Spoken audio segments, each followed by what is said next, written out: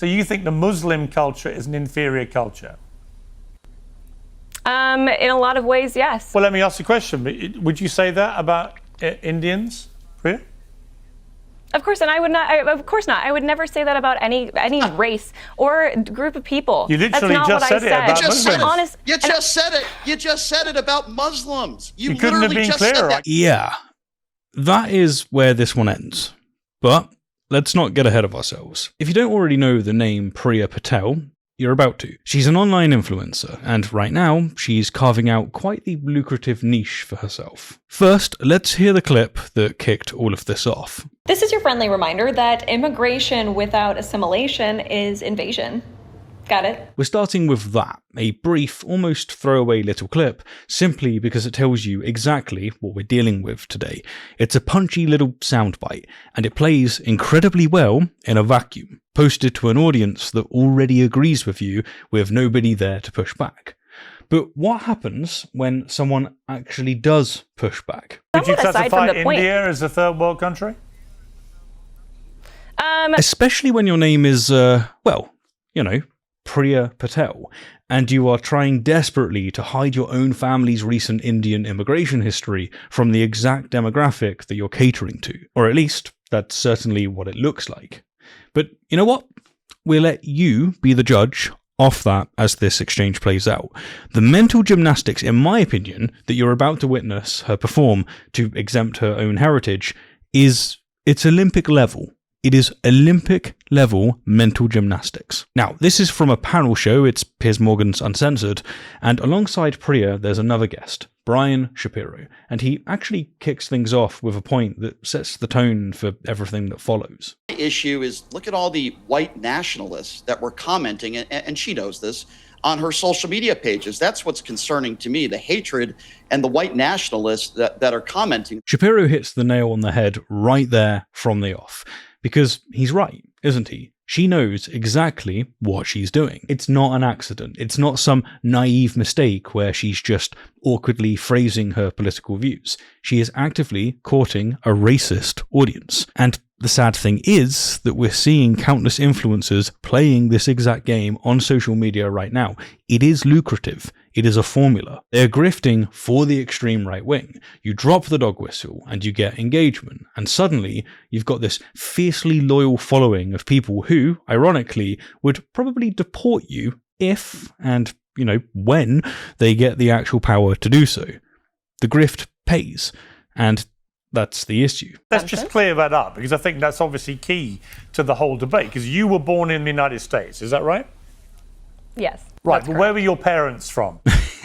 Establishing where she's from and then immediately her parents. Already a good start. But where were your parents from? Are they from the United States or somewhere else? My mother is from the United States. My father immigrated here as a young boy and from England, actually, not from India. Okay. So he's English? Yeah, he's English, your father, or? He was born in Uganda, immigrated to England when he was about 3 years old after the dictator Idi Amin chased out all of the Indians out of Uganda, and waited their turn to be able to come to the United States, and did so when he was in his teenage years. So you say all the Indians. So is your father part Indian, or what's his background? My father is full Indian. He's full Indian. So your father's Indian. Did you catch the hesitation there? Pulling teeth would have been easier. Appreciate how hard she's fighting not to say it. She absolutely does not want to volunteer the fact that her father is of Indian descent. She's throwing out England. She's bringing up Uganda. She's going out of her way to initially specify that he didn't come from India. It's a lot of steps to get a simple answer. My father immigrated here as a young boy and from England, actually, not from India. Now, I might be reading a little bit too much into this. I don't think I am, but, you know, I could be accused of it. One could argue that it's just a bit of a conversational stumble, right? But it isn't. It's deliberate. She's acutely aware that her actual heritage, the reality of her own family tree, won't play well with the specific white nationalist demographic that she's trying to impress. She knows exactly who her audience is. And let's be honest, Anti-Indian sentiment is absolutely rampant in these spaces right now. It's one of the hottest targets going. So you can see why she would rather, not bring it up and say that it's England instead and only have to admit it once Piers is prepared and ready to call ball. Alright, so there's another 30 seconds to go on here, but we're going to skip this bit because they just talk over each other. A lot of people will say, so your father was an Indian Indian immigrant from Uganda into the UK. How does that sit with you saying what you said? This is your friendly reminder that immigration without assimilation is invasion. I mean, did your father invade the UK?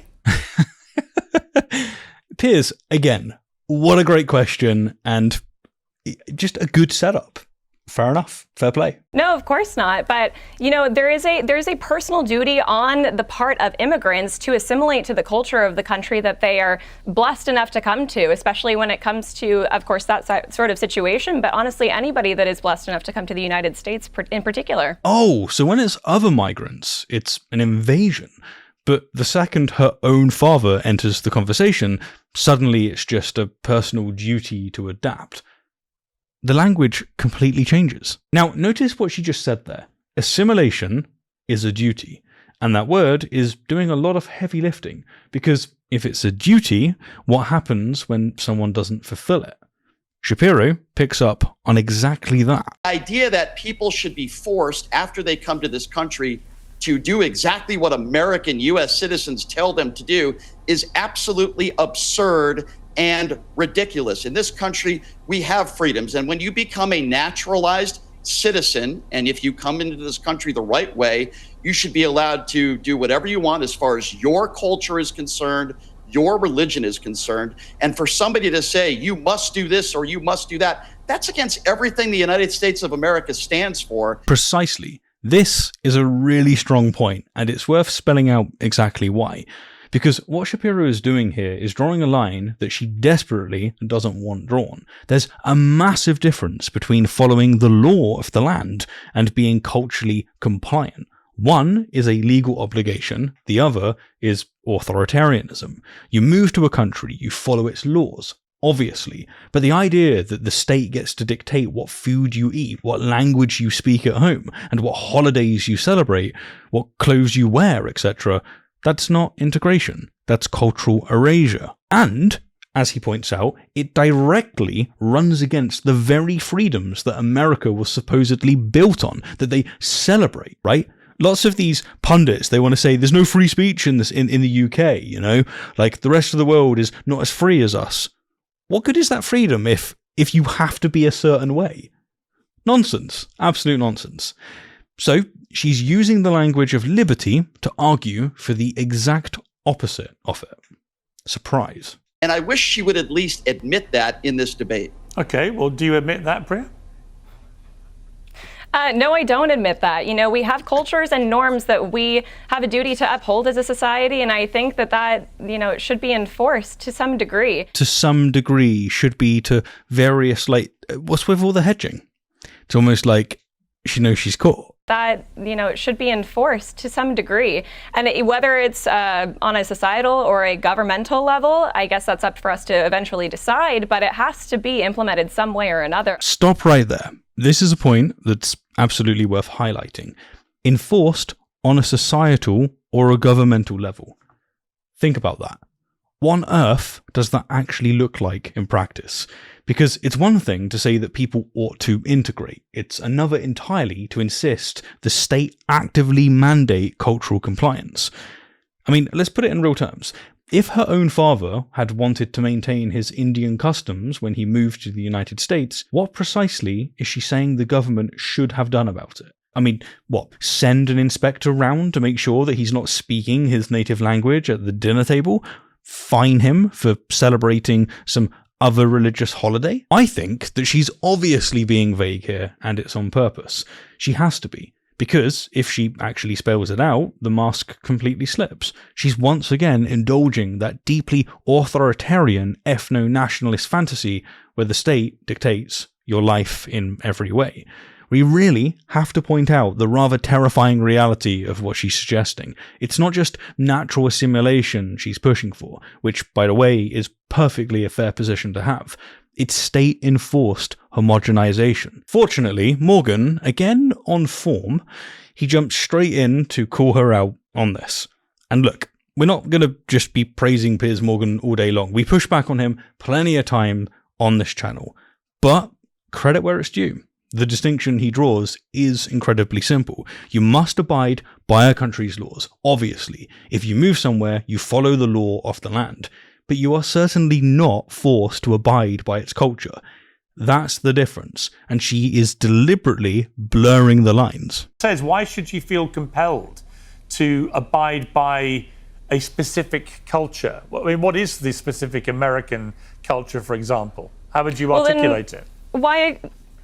Why exactly, if you didn't want to assimilate to American culture, live as an American, why exactly would you leave the country that you came from to begin with if you're only going to bring your culture's customs and norms and implement them maybe here the same and reason your completely father left disregard that of the war-torn American Uganda. people? You know, maybe the same reason your father left war-torn Uganda. The large majority of people claiming asylum are actually economic migrants. They're not from war-torn countries or suffering under political persecution. One of the other comments, Priya, you said, which did get a lot of attention, you said not all cultures are equal and we shouldn't be importing the third world. Which ones would you say are third world?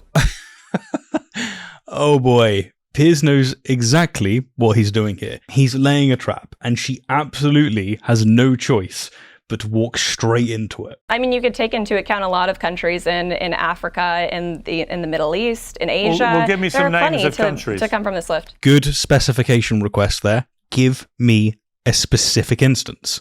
Not these vague, abstract categories. Specific examples. Give me some names. You could probably take in Uganda. For example, would actually probably be considered a third world country for you. I would believe so, yes. I would believe so. Does she know? What's with the hedging? I would believe so, yes. Where else do you think is a third world country? There are parts of countries like Bangladesh and a great many others, but that's somewhat aside from the point. India as a third world country? I think there's been a lot of debate whether it is or not. There are certain parts of India that are, of course, very westernized and would probably be considered certain parts. So now we can do it by segment. Is that what we can do now? It's a third world country if you don't count the country and you count only a specific area. What? Well, it's just special pleading. There are a lot of parts of India that, yes, should be considered a third world country. The evasion on display here is really quite something. Morgan backs her into a corner. He pushes her to actually name these supposed inferior places that she so desperately wants to keep out of the West. She throws out Uganda, which, irony of ironies, is where her own father fled from, and Bangladesh. But notice, she can toss Uganda out without flinching because, even though her father lived there, he's not ethnically Ugandan. She has no real cultural tie to it. It's easy to throw under the bus. Would you classify India as a third world country? I think there's been a lot of debate whether it is or not. Suddenly, she's stumbling. She is incredibly hesitant to slap that label on India. Because, and let's be real here, by any reasonable economic or developmental metric that you care to look at, India is widely considered a developing nation. The colloquial, albeit outdated term for that is a third world country. That is just a fact. But she can't say that. Not comfortably, anyway. So she starts pulling out this absurd caveat, this special pleading. Oh, well, some parts of them are westernized, some parts are first world. It's an utter contradiction. There are certain parts of India that are, of course, very westernized. That's not how any of this works. You don't get to carve out a country so that it's got first world postcodes and third world postcodes. The label applies to the whole nation. Every country has wealthy areas and poor areas. That doesn't make it two different countries. And it's being born entirely from her own personal affinity for her Indian heritage, which, by the way, is completely fair enough to have. You should be proud of your own roots. Good for you. Good for me. It's just part of the human condition, part of our heritage. But you really can't have it both ways. This is the inevitable corner you paint yourself in when you build an entire brand around this kind of extreme rhetoric. You have to paint broad strokes. You have to categorize entire regions of the globe as culturally broken and unworthy. But the second it's your specific heritage that's on the chopping block, suddenly there's nuance. Suddenly it's a matter of debate. It depends on the postcode in question. It is incredibly transparent. If Bangladesh qualifies as a third world country in her worldview, then India obviously does too. You can't just gerrymander the definition of the developing world because it suddenly feels a bit too close to home. Be clear, when you say not all cultures are equal, which cultures in your view are inferior? I mean, quite a few, to be honest with you. I'm not going to sit here and call out people's specific cultures, however. Well, which ones? Which cultures? Why not? This is good. Name one. Forced specificity. Name one. Well, which ones? Which cultures? Why not? Call it out. Yeah. Which ones? Sure, fine. Afghanistan would be a good example. That's a country, not a culture.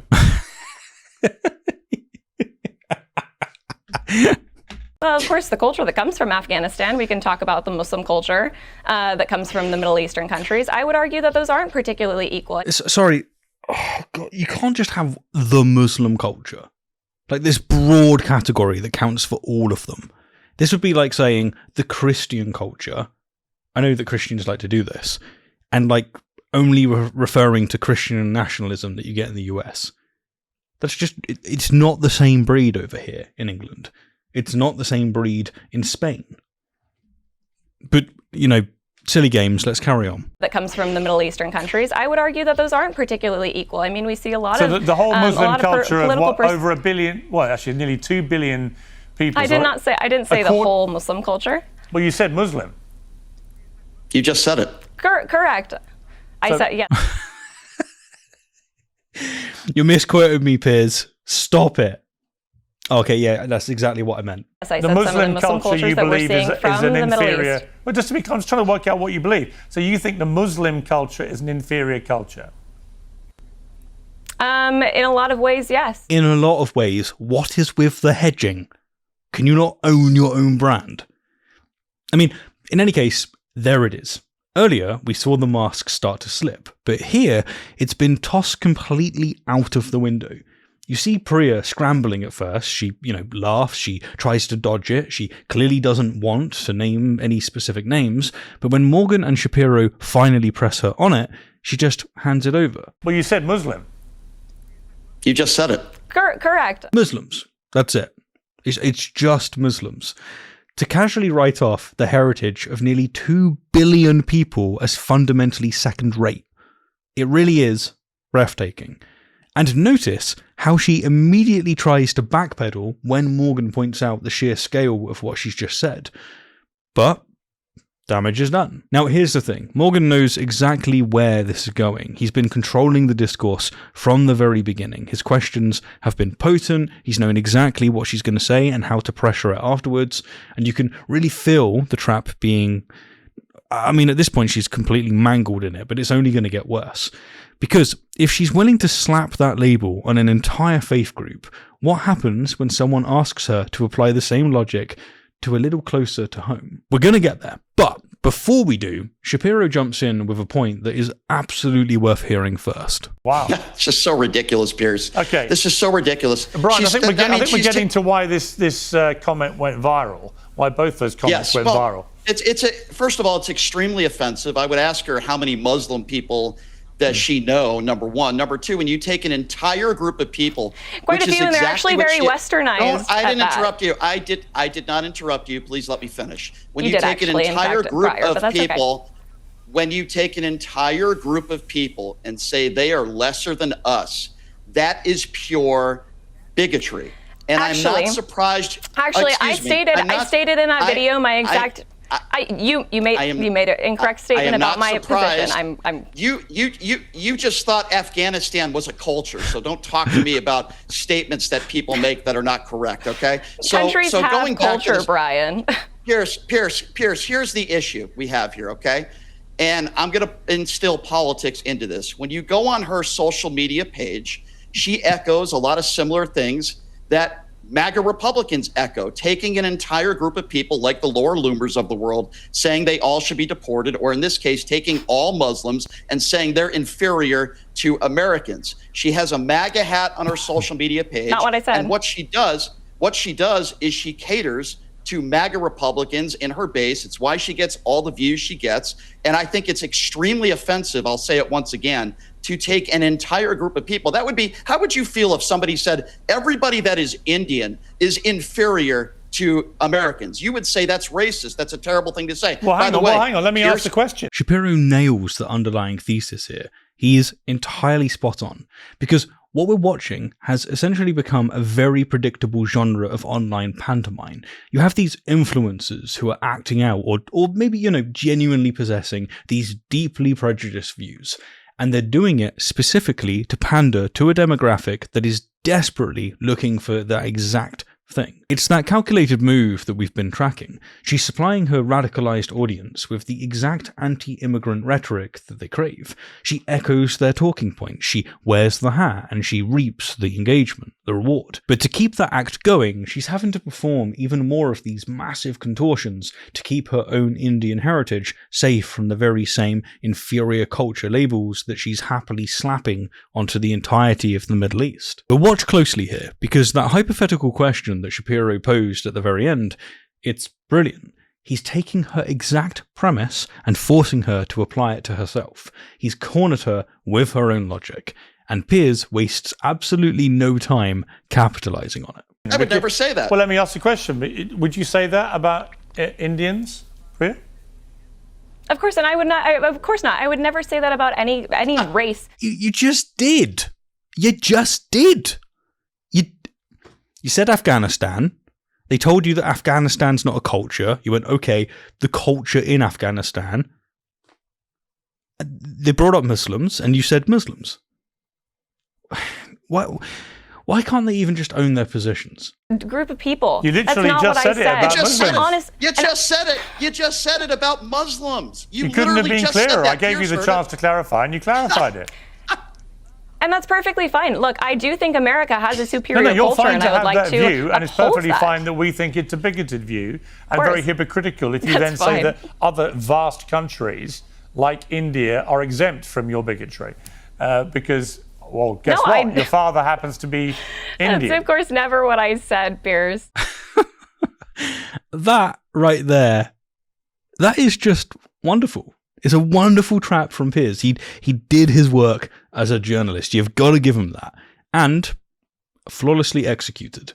Say what you will about the man, and I say a lot, but when he wants to be, he is genuinely sharp as an interviewer. It's a bit like Tucker Carlson. If you watch the guy, he knows what he's doing. Still not a force for good in the world, but they're good at what they do, and you've got to admit that. He sets it up, and she walks right into it without even blinking. The immediate second he asks her if she would apply the exact same logic to, the inferiority of Indian culture, she completely recoils. She is utterly appalled at the very prospect, at the accusation. How dare you? She insists that she would never, ever say something like that about any group of people. Except she literally just did. You literally just said it about Muslims. You just said it about Muslims. You couldn't have been clearer. I gave you the chance to clarify, and you clarified it. She has zero problem throwing the entire Muslim world under the bus just moments ago. She was perfectly happy doing that, but when it comes to her own heritage, her own father, suddenly that's off limits. Suddenly sweeping, disparaging generalizations are a bad thing, don't you know? It's just repackaged prejudice. That's all it is. She's reaching the logical endpoint of pandering to a radicalized audience, feeding them the ultimate supremacy narrative that they demand. She's playing the exact role they require. But the cumulative cognitive dissonance required to shield herself from her own rhetoric is just too much for her. As we've seen time and time again in this interview, it falls spectacularly to pieces the second it's applied to her own background. And that, ultimately, is the real takeaway here. In her sheer desperation to prove that she belongs to this exclusive, supposedly superior in-group, she ends up weaponizing the very same bigotry that, if pushed to its logical conclusion, and they damn well do, and they damn well will, it wouldn't hesitate to target her. for a single second. Her and her father. They would be next. So, yeah. Probably going to be back to having a go at Piers Morgan in an episode or two, but on this one, well played. Well played. And to Shapiro as well. Nicely done.